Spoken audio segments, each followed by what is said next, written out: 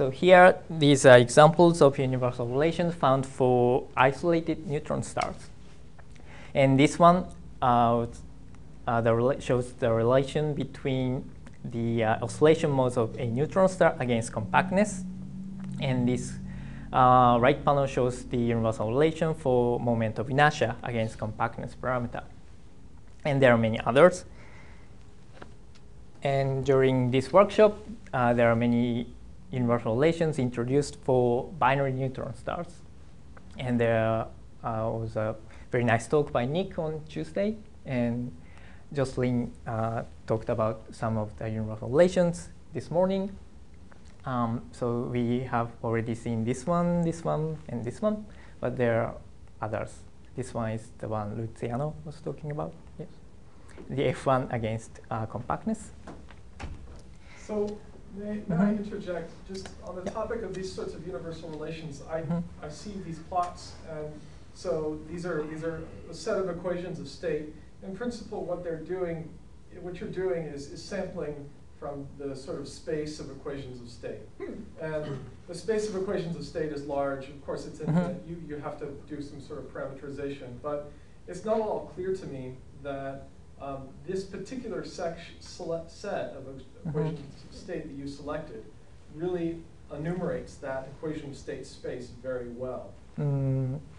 I guess so people have. Example, okay, yeah, it's go not ahead. at all clear that there isn't some very extreme equations of state or like equations of state with different families of neutron stars, with kinks and stuff that aren't completely missed here. I see. Yeah, I think people usually look at soft equation of states and hard equation of states as representatives. I think people look at soft equations of state, hard equations of state, but nobody thinks that's actually representative of the real equation of state space. I think what you're saying is true and not at the same time. Hedging my bets, okay? I think you're right. Depending on who's done the selection, but sure, in most of the cases, you do include things that have got, say, extreme softening at some density and so on to see how big these effects are.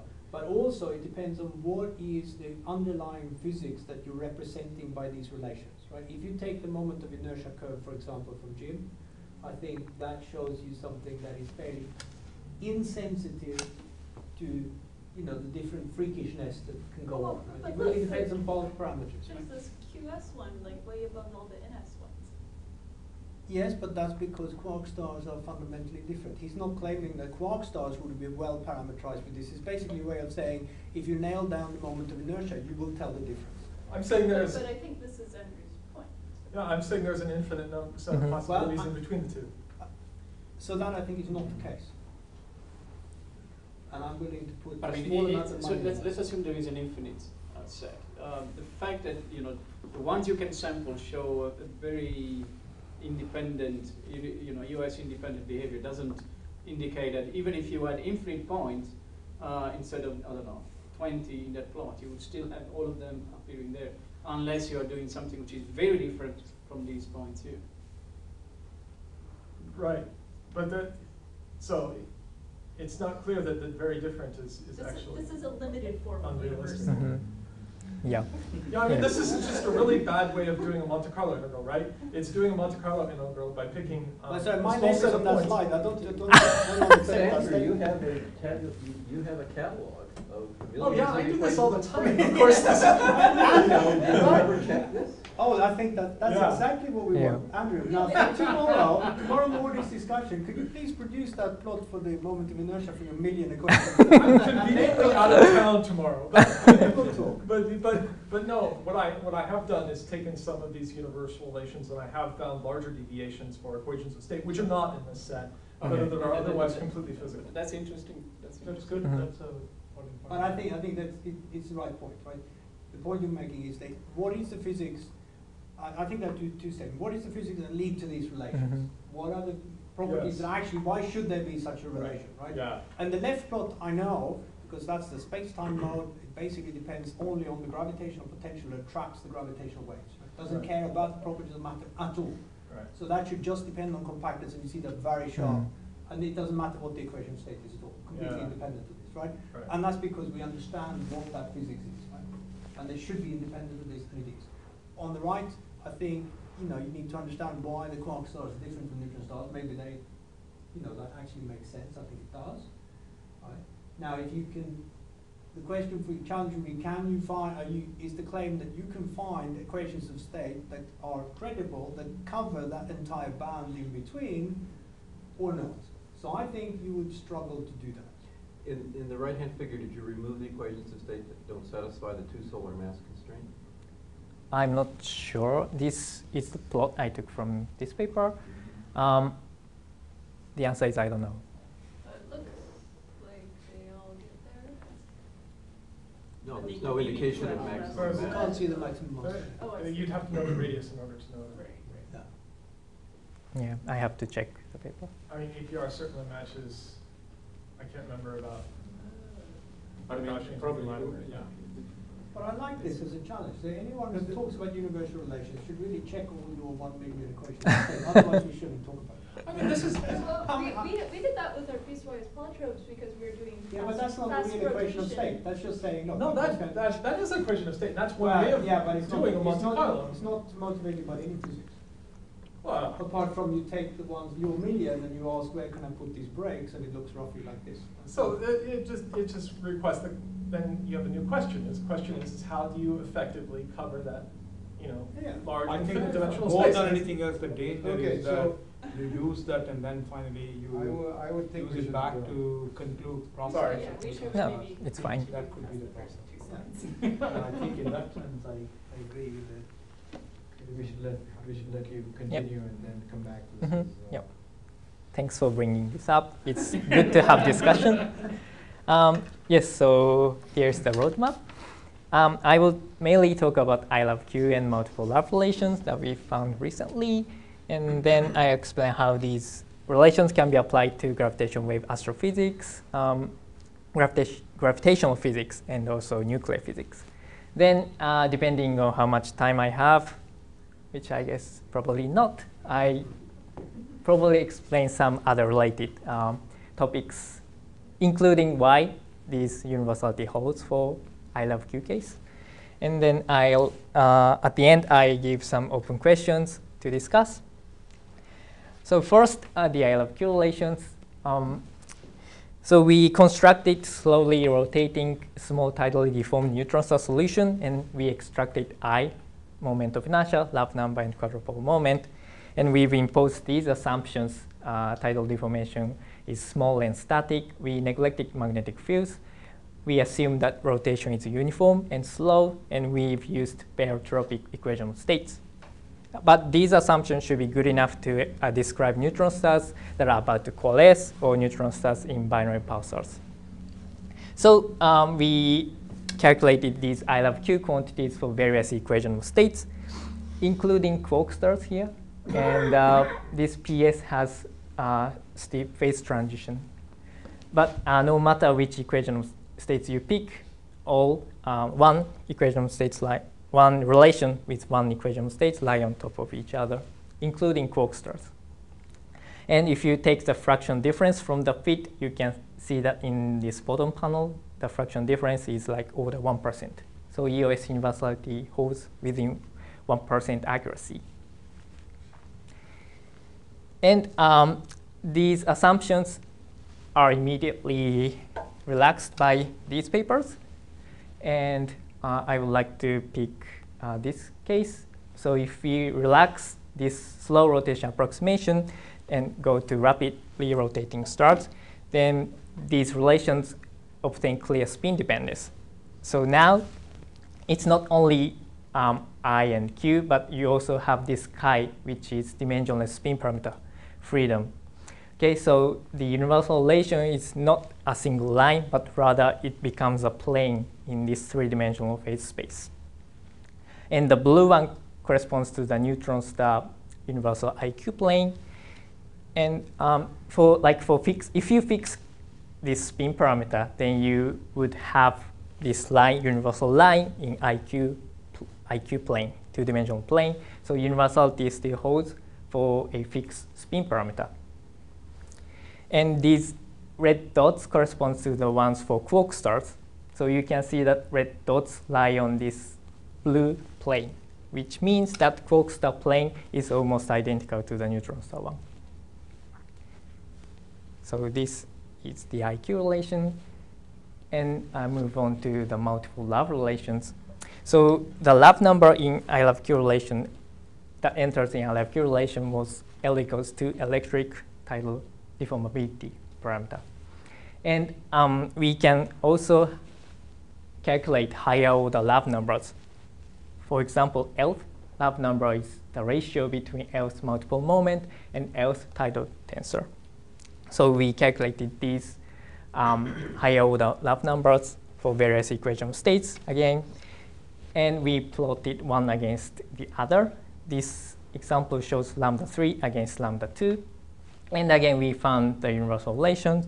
But for this case, if you take the fraction difference, then it becomes like 10%. So this relation is not as good as the I love Q one, but still, if you focus on this region where m is like 1.4, depending on which equation states you pick, the universality holds within or the 1% accuracy. So this can be useful for future observations. So the one that was previously the most deviant was Penary, Pane, and Smith with the phase transition, which is not here, right? Oh, yeah, I didn't plot that. I assume that it would also lie on this line. I assume, but I don't know. But I assume. Yeah. The reason why we included PS was because we got criticized by the referee that we were not looking enough equation state variation. So that's why we included it in the previous.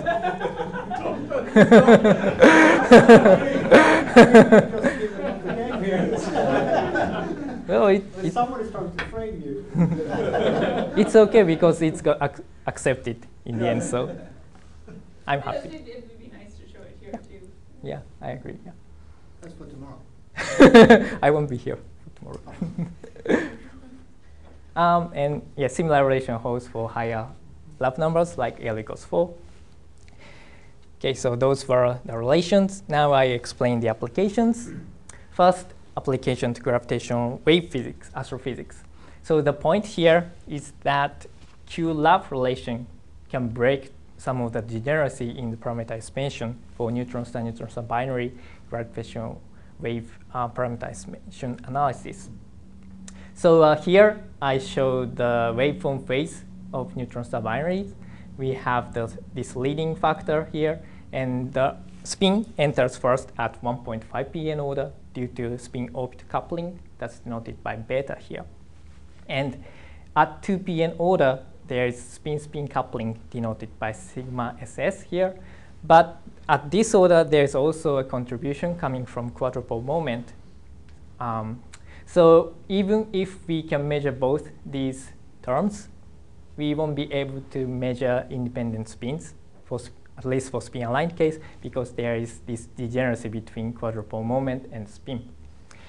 But we expect that we can measure love number from this 5 pn term. And if that's the case, then we can use Q-love relation to rewrite Q in terms of love. So this means once we know love, we know what this Q is, so we can break this degeneracy. So in principle, Q-love relation allows us to eliminate this Q from the parameter that we need to fit. So even for spin-aligned case, in principle, we can measure independent spins. But it depends on how large this 2pn effect will be. The next application is on gravitational physics side. So universal relations can be used to test strong field, to test gravity in the strong field regime, because the universal relation that I've shown you in previous slides assume that GR is the correct theory. So if we consider non-GR theory, then the relations get shifted. So let's here assume that we measure moment of inertia in future by 10% accuracy using double binary pulse observations as proposed by Jim 10 years ago. And let's assume that we can measure love number with 6% accuracy using future gravitational wave observations. Then in this I love plane, we can draw a hypothetical measurement point with an error box. And Usually in non-GR theory, there is a coupling parameter, and if we set coupling parameter to 0, then theory would reduce to GR. But if we increase this parameter, then the deviation from GR becomes larger and larger. So, Are you assuming that the gravitational wave has the same masses as the double pulsar? yeah, for simplicity. But we don't really have to impose this assumption because we can have relations. This shows the I love relation for different mass systems. So if the mass of the pulsar is same as the average mass of the gravitational waves, then relation becomes this one, which is the same as the one I've shown before. But even if these two masses are not the same, like if the mass ratio is 1.1, we still have effective universal relation. The relation is not as good as this one, but still there is this universality here. So depending on which mass system you pick, you can use these relations. This is similar to what Nick was saying in his talk. Okay. So let's assume that let's pick one non-GR theory, and we have this red line as the I love relation. Then this one is allowed. The coupling parameter that produces this red line is allowed because this passes through this observational error box. So this hypothetical line is consistent with these observations. But if we have something like this blue one, then this coupling parameter is marginally allowed. And if we pump up even higher the coupling parameter, and if we have this green one, then we can rule out such parameter because this line is not consistent with these observations. So that's how you can test GR using these relations without being affected by the uncertainty in equational states. So here is an example showing the relation, I love relation for dynamical Chern-Simons gravity, which is a parity violating theory. I just picked that one as an example demonstration. And you can see that just like in the GR case, for fixed coupling parameter in this theory, you have equational state insensitiveness in this relation as well. And here I picked the coupling parameter such that the relation is marginally allowed from this hypothetical measurement. And we found that for this particular case, we can actually place million times stronger constraints than the current solar system bound. And that's because for this theory, the deviation from GR is larger in the stronger field regime compared to weaker field regime. So, it depends on which theory you constrain. In some cases, you won't be able to constrain strongly enough using these universal relations. So it depends on the theory. But for some case, you can use these relations to place stronger constraints than the current bound. The final application is on nuclear physics side. Here I show the waveform phase of the L's lab number contribution. The message here is that L's lab number first enters at 2L plus 1 pn order. So L equals 2, lab number enters at 5 pn order, L equals 3 enters at 7 pn, L equals 4 enters at 9 pn, and so on. And we already know that L equals 2 lab number is important. That's what we want to measure. So we should include that into parameters. The question here is, should we include also the higher lab numbers like lambda 3, lambda 4 into parameters? So to get a rough idea, what we did was we estimated useful number of cycles for each term, the 5 pn lambda 2 term, 7 pn lambda 3 term, and 9 pn lambda 4 term. Using advanced LIGO, we assumed an equal mass system, and we placed the source at 100 megaparsec. We assumed chain equational states for various mass systems. And roughly speaking, if a number of cycles is above 1 over SNR, then it means that you might have to worry about this term. Okay, so for advanced LIGO case, the only line that goes above this threshold one is the 5 p.m. lambda 2 term. So this is telling you that you don't have to worry about these higher order lab numbers for advanced LIGO detections. Unless you're closer than 100 megaparsec. So your question was what happens if we have close? Yeah, then this SNR threshold would go down. So depending on which SNR you have, you might have to worry about this one. But I picked the optimistic one, Shen. So if we pick like SLI or APR that has 12 kilometers radius, then this effect becomes even smaller. So yeah, probably you don't have to worry about this. But things get different for third generation detectors such as LIGO 3 or ET. And for this case, depending on which mass. Sorry, I have a question. So the ratio lambda 3 over lambda 2 is proportional to R to the power something, or what is the power? It's given by, roughly, it's given by K3 over K2 times compactness to -2 or something. Where these are the lab numbers. That's different from the lambda one by a factor of this compactness to some power.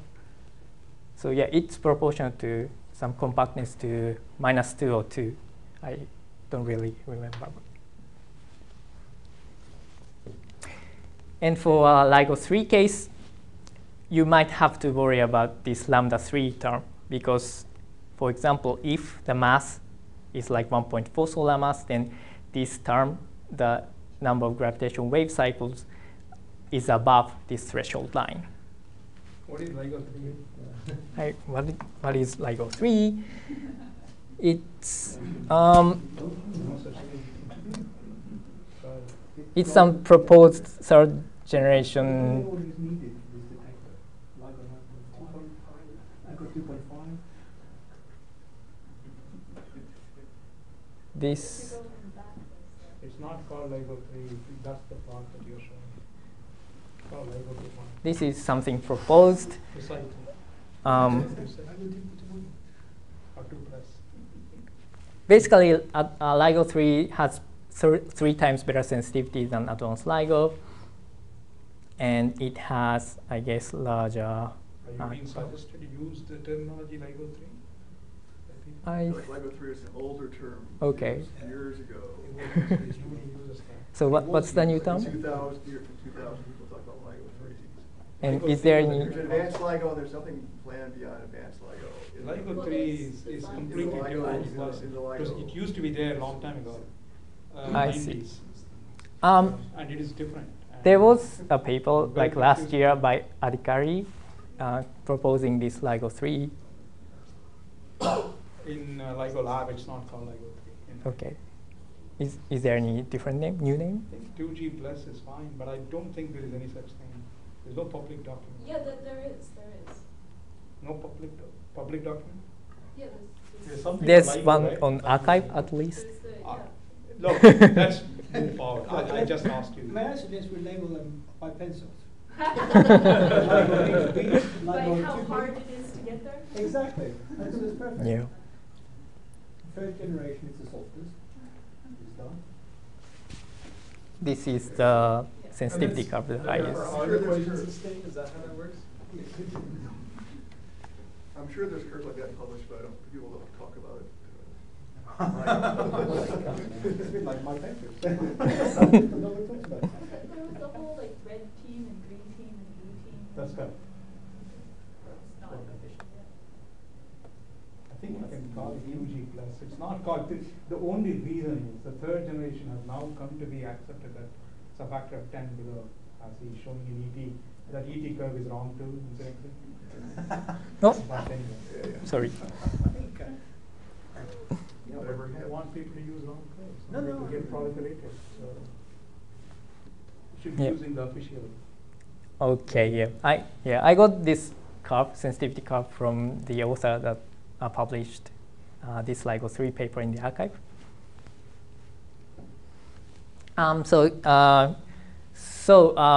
For third generation detectors, we might have to worry about this lambda 3 term.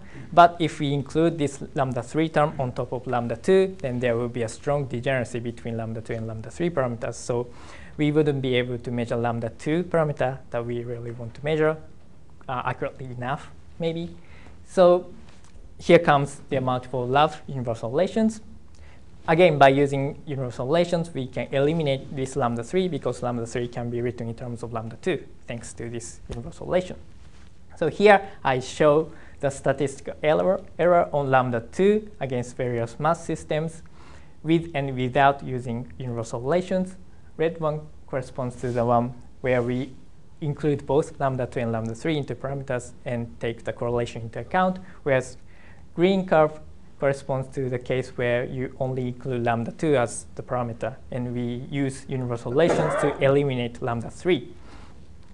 So you can see that by using universal relations, you can increase the measurement accuracy by a factor of 4 to 5. So even if we have to include such higher multiple love parameters, we don't really have to worry about it as long as we can use universal relations. Okay. I have run out of time. So I will quickly go through the some related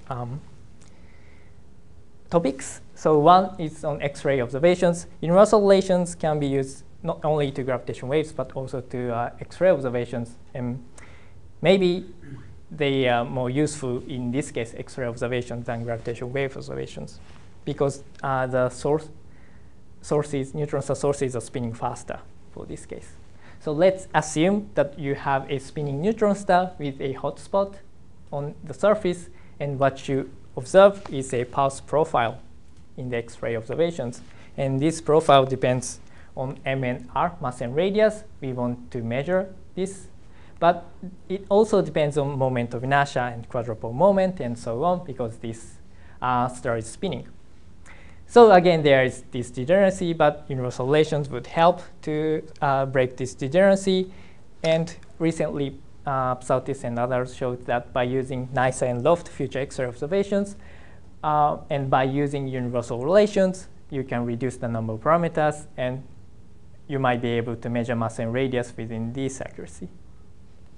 Wait, sorry, which universal relation did they use? So parameters? yeah, so you can use IQ and also IC relation that I've shown you in the very first slide found by Jim. I'm sorry, remind me what C is.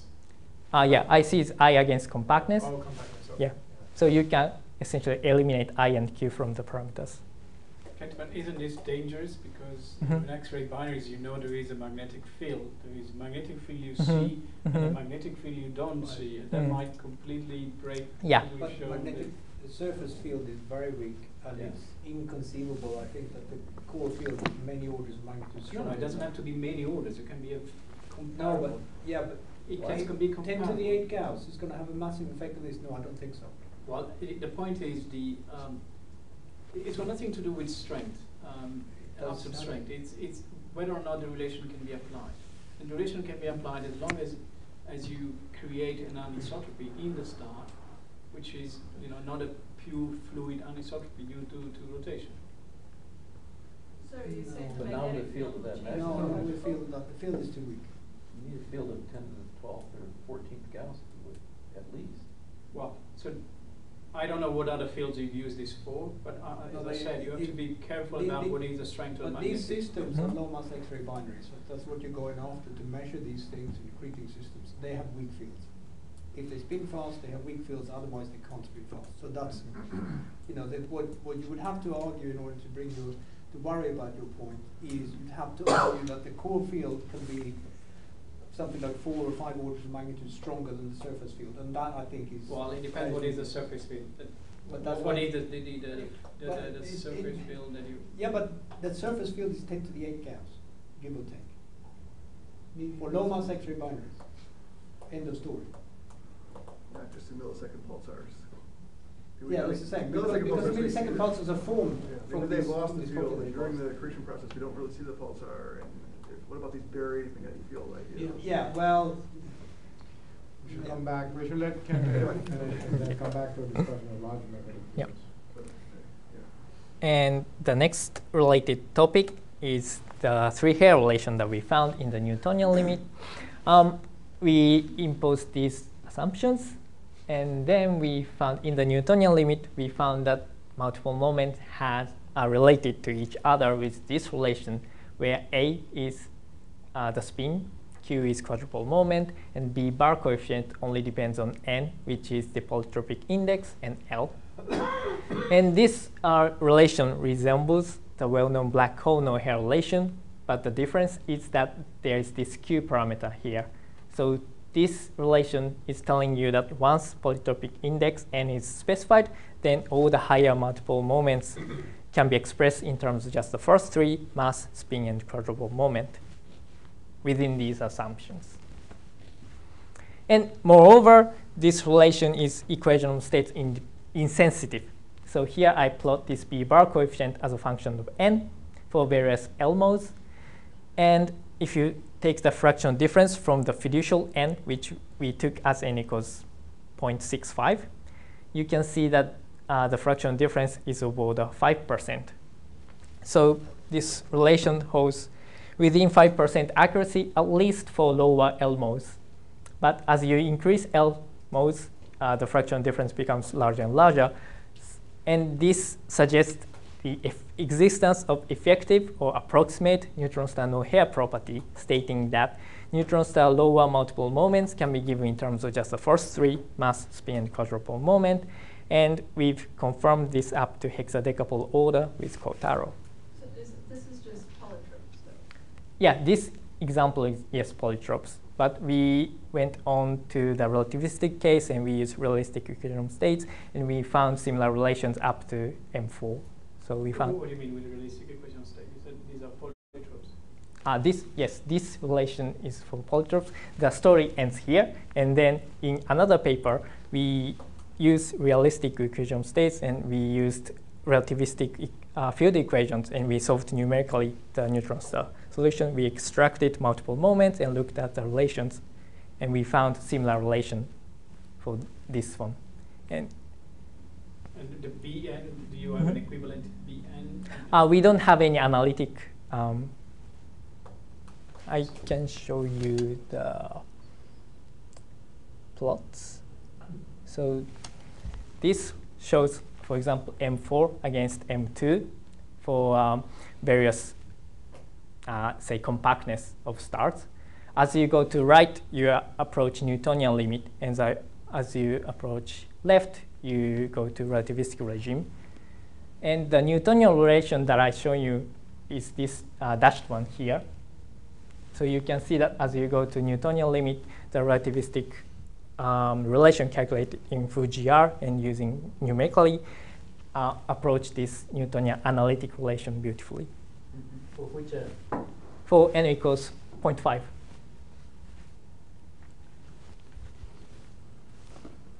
Okay, and the last point is the origin of universality.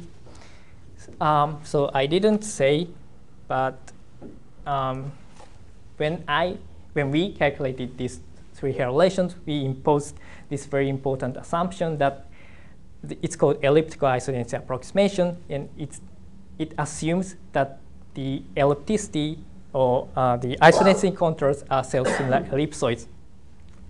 So here is an example of isodensity contours for relativistic stars with N equals 0.5, calculated by Butterworth long time ago. And you can see that the shape at the surface is almost the same as shape at the core region. So ellipticity inside the star is almost constant. Okay, so we relaxed this approximation, this assumption, and we found that we can easily break the equation of states universality. So we thought that this fact that eccentricity or ellipticity being constant, almost constant throughout the star, plays a crucial role in the universality. So we've looked at also the non-compact regular stars. And we also found that the ellipticity variation is large comparing the core region and the surface region. And we also found that universality can be easily broken for these cases. So we came up with an explanation that there is some symmetry going on that's suppressing the equation of states variation in the universe in the relations. So this phase space shows compactness as one axis, polytropic index as another axis, and all the other degrees of freedom are included in this third axis, like temperature and ellipticity variation. And black hole lives in one corner where compactness is very large. Neutron star lives near black hole where compactness is also large, and n is in between 0.5 to 1-ish. And on the other hand, ordinary stars live on the other side where compactness is very small, so this axis, and then n corresponds to like 3-ish. And it can be, temperature can be very large compared to Fermi temperature, and ellipticity variation can be also large. So as you flow from this ordinary star region to this compact star region within this phase space, then there is this approximate symmetry arises. And this symmetry is nothing but the ellipticity inside the star being almost constant. So as you flow from this region to this region, ellipticity becomes more constant and constant. And this, so we think that this symmetry, kind of symmetry, is what's suppressing the relation, EOS variation in the relation. But we haven't formulated this mathematically.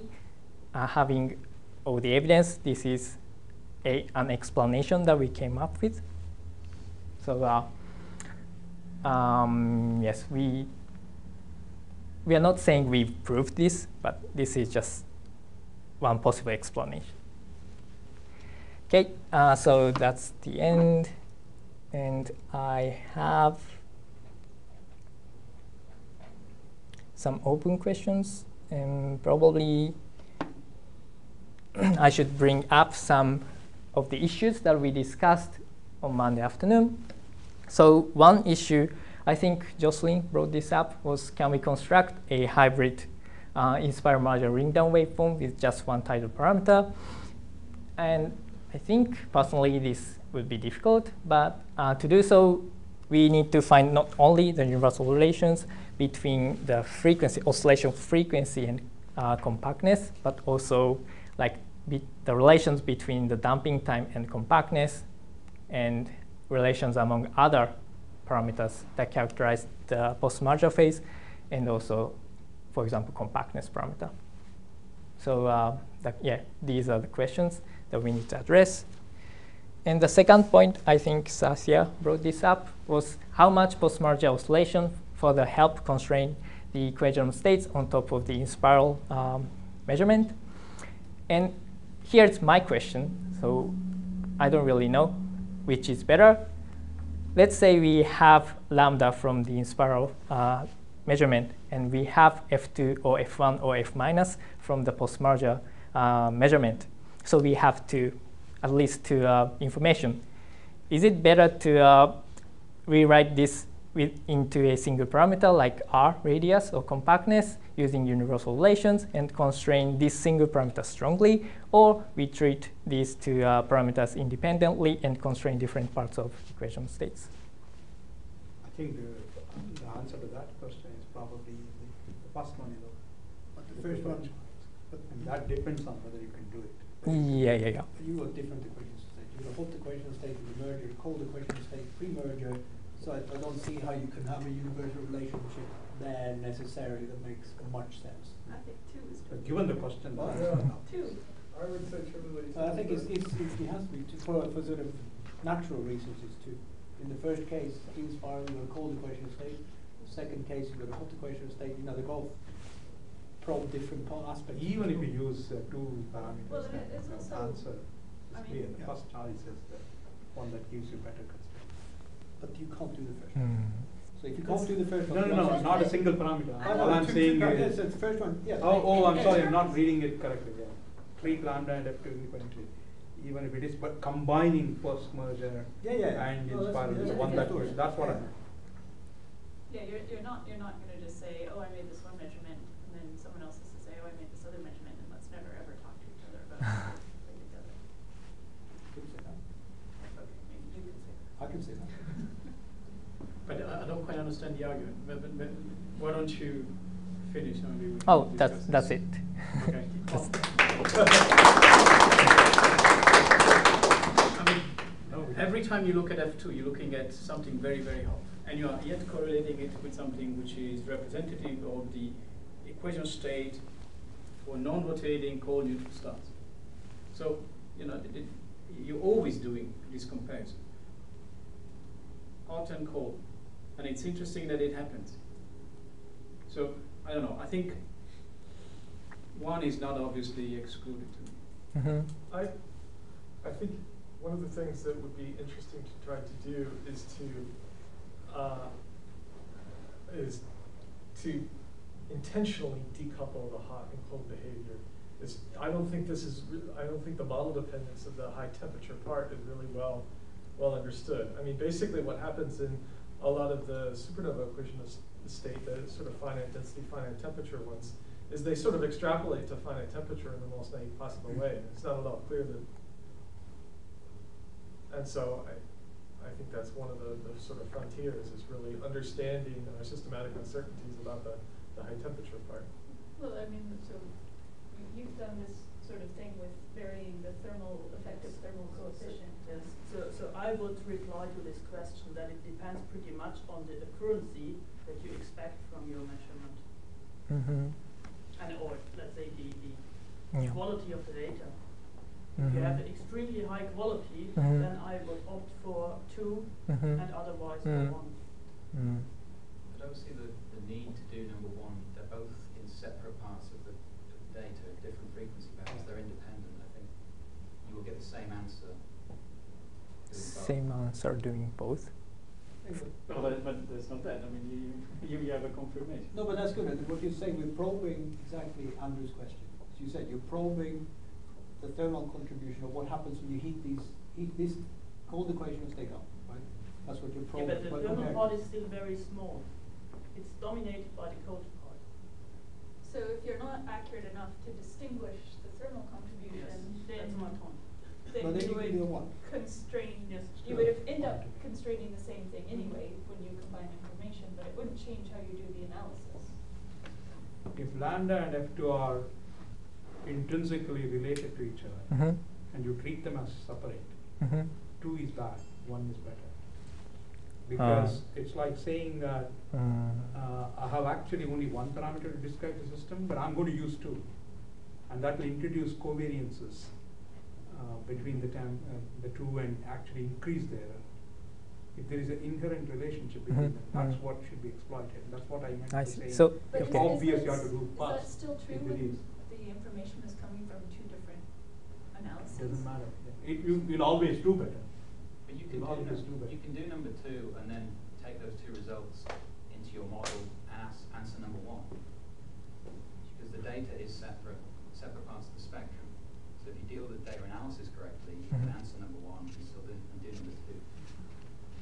So basically you can do both and pick whichever you would like. I think so.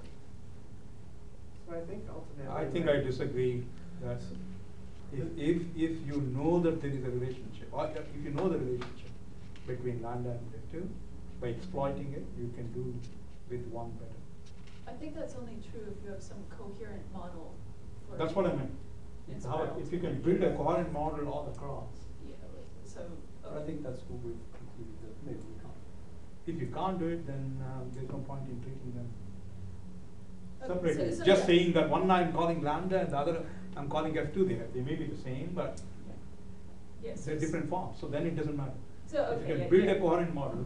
Yeah, if you had an install, merger, ring down, fully coherent model, then you want to combine it into one. Yeah, I can believe that. So I agree with you, Sandy. If there is a coherence issue, then yes.